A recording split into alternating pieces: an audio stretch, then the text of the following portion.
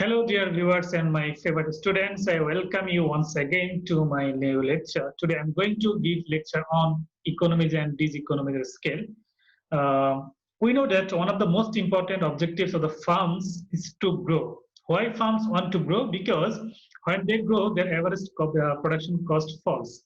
That is why farms want to grow. And this fall in average cost is called the economies of scale. Again, when the farms continue increasing their production, then after a certain level of output, their average cost will start to rise. Why? Because here they are producing beyond their current production capacity, so their average cost will increase. This is called diseconomies of scale. So in this lecture, I'm going to explain economies of scale and diseconomies of scale and the reasons of these two types of economies of scale. Also, I'll explain in this lecture. So now let me start the detail of this class.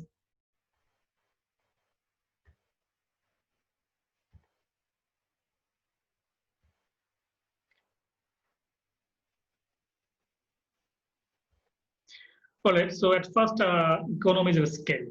Setting up a business and surviving is always very challenging for the farms. However, once a business is established, the owners often want to grow. They want to grow to increase the scale of the business. This is because large farms can usually produce goods more cheaply than the small farms. The size of the farms has an important effect on the average cost of production. As a farm increases its size, average costs start to fall. It happens due to the economies of scale. Therefore, economies of scale means fall in average cost of production when production increases. Right? So to make it easy, let's look at the example here. When the business is producing 20,000 units of output, the average cost of the business is $25 per unit. All right, that is to produce a single unit, its cost is $25. It is if it raises output to 40,000 units, then the average cost will fall to $15. That means as output increases from 20 to 40,000 units, then average cost falls from $25 to $15. This is called economies of scale. All right. To make it easy, let's look at this picture here. Very easy picture. See, here there are three types of farms: small farm, medium farm, and the large farm. So small farms normally they purchase less amount of raw materials and they use a small truck for transporting their raw materials. Say this small farm is paying $10 as transportation cost, and their average cost of transportation is, or per unit transportation cost is $2. The medium farm, they are purchasing a larger quantity, so they use a bigger truck and pay $50 for transportation, and their average cost per unit of transportation is $1.5. And now look at this bigger large farm. So large farm always purchase larger quantity and they buy in bulk a huge amount of raw materials or other commodities, and they have to hire a bigger truck, that means a trailer. So this farm is hiring a trailer and paying $100 for transportation, but they're paying $100, but this is they're paying more for the transportation, but since they're carrying larger amount of raw materials, so their average cost per unit transportation is only $1. So the small farm is paying $2 per unit of transportation, and the large farm is paying only $1, right? So large farm average cost is fall, so it can make more profit. Since cost is fall lower, so it can make more profit. So this is economy of scale. That is why farms want to grow. Now come to the diseconomies of scale. Diseconomies of scale is just opposite of economies of scale.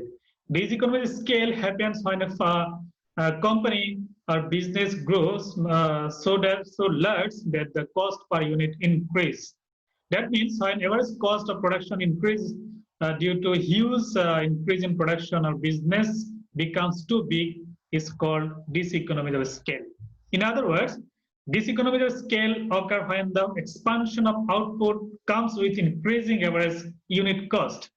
It is involved factors internal to an operation or external conditions beyond a farm's control. That means when farms become too big, for external factors and internal factors, both factors will cause the average cost of production to rise. This is called diseconomy of scale. So diseconomy of scale may result from technical issues in production process, organizational management issues, or resource constraints on productive input. So these are the main reasons of diseconomy of scale. To make it easy, let's look at this example. When the production of a farm is 70,000 units, its average cost is $10. But if production increases to 90,000 units, the average cost also increases to $12. So here, as output increases, average cost also increases. That means per unit cost of production also increases. This is called diseconomies of scale. So in this case, it is since output is increasing and also cost is increasing, so this is diseconomies of scale.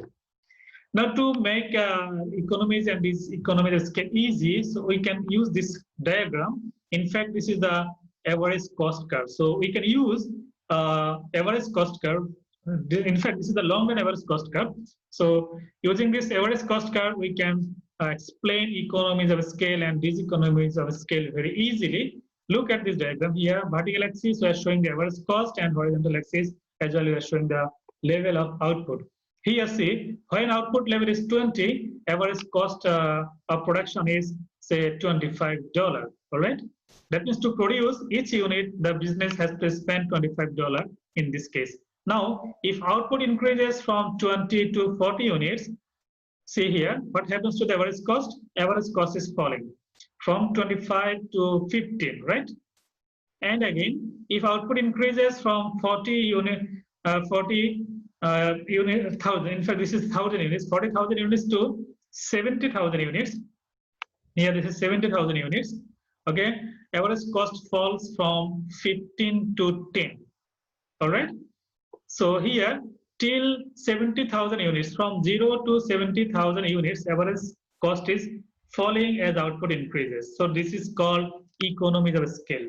All right. From here, from 0 to 70,000 units, average cost is falling as output rising. So this is called economies of scale.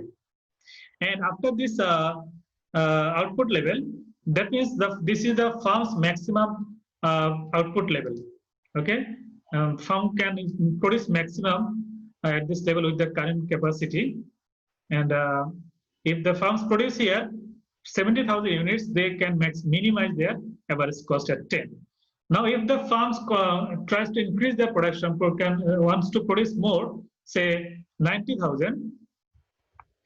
So 90,000, then what happens to the average cost? The average cost is again rising from 10 to 12. Okay. If the farms again continues to increase the production from 90,000 to 100,000, average cost will again rise to 15. Then if it is 120, then average cost will rise again and it will become 25. All right. So this is diseconomies of scale. That means when average cost increases due to increase in production, this is called diseconomies of scale. So the bottom of this average cost curve is called minimum efficient scale. That means here output is maximum and average cost is lowest. All right. And left to this point, minimum efficient scale, left side is economies of scale and right side is diseconomies of scale. So farms should stop producing production here to keep the average cost lowest. If they produce more, their average cost will be high. If they produce less, even their average cost will also be high. So at this output level, that means 70,000, average cost is lowest. All right. So this is the use of average cost curve to show economies and diseconomies of scale. Now let me move to the types of economies of scale. Economies of scale normally two types. Right? When a business grows, average cost falls as output rises. Usually, average cost fall due to the activities of the business. However, average cost of the business may also fall due to the activities of other businesses of economic agents. Therefore, economies of scale can be classified into two types: internal economies of scale and external economies of scale. That means if average cost of the business will fall due to the activities of the business, it is internal economies of scale. And sometimes average cost of production of the business falls due to the activities of other business or other economic agents. This is called external economies of scale. All right. Now let me explain the internal economies of scale. Internal economies of scale. Okay, it is the cost benefits that an individual firm can enjoy when it grows. That means when average cost of the business fall due to the activities of the business is called internal economies of scale. There are many reasons why cost of the business fall due to the expansion. The reasons are known as types of internal economies of scale also. These are the types, all right? These are the reasons for these reasons the average cost of the business will fall. What are the reasons? First is manager. This is also called as the type of the economy of scale. So first type is manager economy of scale. Second is risk-bearing economy of scale. Third is technical economy of scale. Fourth, financial economy of scale. Fifth, purchasing economy of scale, and sixth is marketing economy of scale. That means for these 6 reasons, average cost of the business will fall, and the business can enjoy economies of scale. Now let me explain these types one by one. First, purchasing economy of scale. Large firms that buy lots of resources get cheaper rates. Suppliers offer discounts to the firms that buy raw materials in bulk and components. This bulk buying is known as purchasing economies of scale, as it reduces per unit purchasing cost. That means when large firms that purchase in huge amount, they get discounts. So their average cost of purchase is lower, which is called purchasing economies of scale. Look at this example. When a small firm buys 20 loaves from a baker, the baker charges $1.8 each. But if the large firm buys thousands of loaves, it charges $1.10 each. Here, average cost of the large firm is reduced due to buy in bulk. This is purchasing economies of scale. Now, look at the marketing economies of scale. There are different reasons of marketing economies. For example, marketing cost of producing a television advert is fixed. It does not depend on the level of output. A firm can reduce this cost by increasing production, which will reduce average cost of advertising. This is called marketing economies of scale, because advertisement is one of the component of marketing strategy, right? Look at the example. A firm is producing 2,000 units of output and paying $5,000 to a television channel for advertisement purpose. So average cost of advertisement is $2.5. If the firm increases output to 500 units from 2,000 units to 5,000 units, still the average advertisement cost is $5,000. Therefore, average cost will fall to $1. This is marketing economies of scale. Okay, now let me move to the next type of economies of scale, that is technical economies of scale. A large firm is usually more efficient since there can be more specialization and more investment in machinery. The large firm can make a better use of resources. Eventually, average cost fall. This is called technical economies of scale. So look at this example. Both small firms and large firms need CAD, that means computer-aided design software that costs $1,000.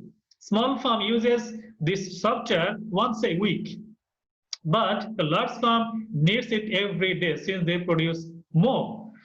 As the large firm is making better use of this software, therefore its average cost will fall. So this is called technical economies of scale.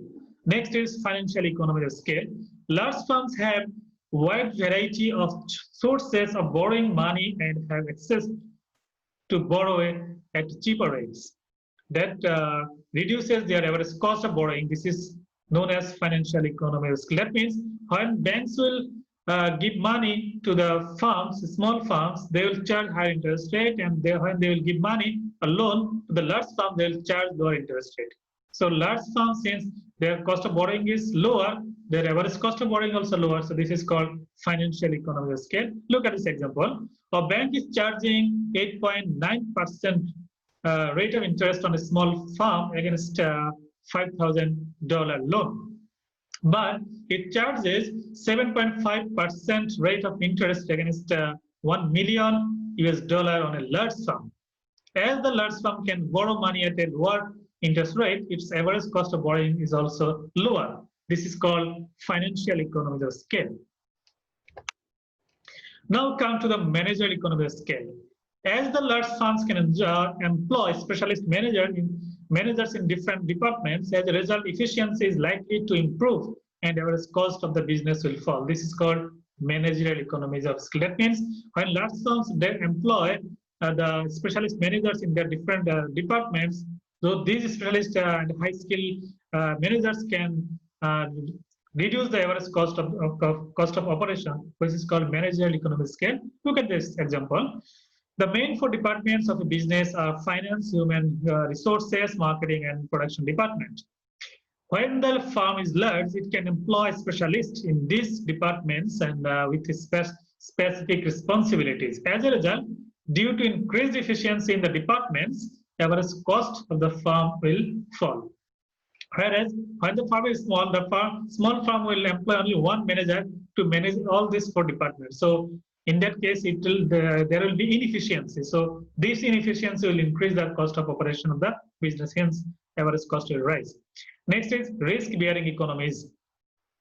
Large firms are more likely to have wider product ranges and sell into a wider variety of markets. This reduces the risk of the business. That means if the firm incur loss on one product or in one market, it can recover the loss by making profit on other products or in other markets. This is called risk-bearing economies of scale. That means when the firms become too big, firms can produce a range of products. So their product portfolio is very long. So they can share the risk between their products. If one product is loss product, then they can make profit in other product and they can avoid their just. Okay, so this is how they can share the risk. This is called the risk-bearing economies of scale. Now come to the external economies of scale. So external economies of scale is when average cost of the business falls due to the activities by other firms or other economic agents, even by the government also. This is called external economies of scale. So sometimes all firms in an industry can enjoy falling average cost as the whole industry grows. This is called external economies of scale. External economies of scale are more likely to occur when, if an industry is concentrated in a particular region. That means the cost benefit that all firms in an industry can enjoy when the industry expands is known as external economies of scale. There are main four reasons of external economies of scale. What are the reasons? First of all, skilled labor, infrastructure, access to suppliers, and same business. So these are the main four reasons of external economies of scale. That means for these four reasons, the average cost of the firms will fall, which is known as external economies of scale. Now let me explain these factors of the reasons. First of all, skilled workers. If an industry is concentrated in one area, there may be a buildup of labor with skills and experiences required by that industry. As a result, firms will be able to recruit desired workers easily. As the workers are already skilled, firms' training cost will be lower. So that means when all the firms are of the same industry are in the same area, the skilled workers will move into that area. So firms can easily recruit skilled workers, so they need not give them training, hence their training cost will fall. So average cost will also fall. Now come to the infrastructure. If a particular industry dominates a region, the roads, railways, ports, buildings, and other facilities will also be improved. This will reduce transportation and other costs of the business. As a result, average cost will also fall. This is called external economies of scale due to the infrastructure development. Next is access to suppliers. An established industry in a region will encourage suppliers, for example, specialist marketing, banking, waste disposal, raw material suppliers, etc. in that industry to set up close by. All firms in that industry will benefit from their services. As a result, average cost of the firms will fall. That means when all the firms of same industry are located in the same area, then other business also will move to that area to provide service to those business in that industry. Hence, the cost of the business will fall, which is known as external economies of scale. Next is similar business. When firms in the same industry area are located close to each other, they are likely to cooperate with each other so that they can all gain. For example, they might work together to share cost and benefits of a research and development center. This is how they can reduce their average cost on research and development. That means when all the business in the same area, they can use the same research and development center for their research and development purpose. In this case, the business need not build up separately research and development center. All the businesses can use the same research and development center. In this way, they can reduce their cost of production. Now, come to the reasons or types of diseconomies of scale. That means why farms' average cost will increase if the farms grow. There are main four reasons of this diseconomies of scale. First is bureaucracy, then next is communication problem, then poor relation, and the lack of control. So these are the main four reasons. For these four reasons, the farm's average cost will rise when the farms grow. First is bureaucracy. Large farms are usually bureaucratic. This means that the administration system uses a large number of departments and officials. As a result, too many resources are used in administration. Too much time may be spent filling forms and writing reports. Decision making may be too slow and communication channels too long. When resources are wasted in administration, average cost of production increases. That means when the farms is too large, so it has to use more resources for administration purpose. So this is misuse of resources and wastage of resources. This waste of resource will increase the cost of production, hence average cost will rise. So it is called diseconomies of scale. Next is lack of control. It may be difficult to control and coordinate a very large business as thousands of employees, billions of dollars, dozens of plants, etc. all over the world are involved. There may be a need for more supervision and more layers of management, which will increase cost of production. That means when the business becomes multinational, it becomes too big. So it has to maintain different operation in different countries. So it has to increase their expenditure on this operation and management supervision. So it will increase the cost of production. And here the control will lower. Since business is operating in different countries, so it will be very difficult to control all the employees all over the world. Next is poor relationship. If a firm becomes too big, relationship between workers and managers may worsen. There may be many layers between chairperson at the top and the factory workers. As a result, the top management may not be aware of the needs of the workers. This will lead to misunderstanding. As a result, conflicts may occur, and to resolve these, resources may be wasted. Eventually, cost of business will rise. That means when the farms is too big, the farms are too big, then there will be a poor communication between the top management and the lower management. So this will lead to misunderstanding, and hence the resources will be wasted. So it will increase the cost of production, and this is known as diseconomies of scale. Next is communication problem. Some very large organizations employ hundreds of thousands of workers. They are likely to be spread all over the world. Workers in different countries speak different languages and have different cultures. There are also time differences between different global operations. As a result, due to poor communication problems, average cost of the business will rise. So this is called the diseconomies of scale, and it happens due to the communication problem. So dear viewers, this is all about the economies of scale and diseconomies of scale. Here I explained how average cost of the business falls and how it rises. I explained the reasons also. So I hope this lecture will help you a lot to understand the economies of scale and diseconomies of scale of the farms, and to reduce and to remove this diseconomies of scale I also explained here. So thank you very much for joining me in this lecture.